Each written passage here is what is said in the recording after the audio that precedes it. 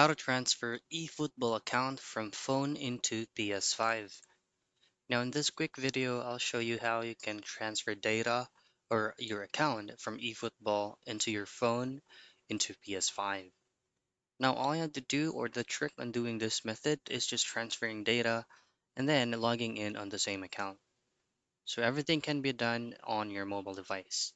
Open up eFootball and make sure that you're logged in.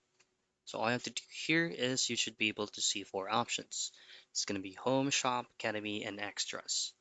Go to Extras, and then from Extras, choose on Support. Now under Support, choose on Link Data, and then this is where the magic will happen. So you will see two options here. It's either to link using your Google Play or to link using your Konami ID. Now on the PS5 end, it does not have an option to log in using Google Play, but instead you're going to be using Link Konami ID.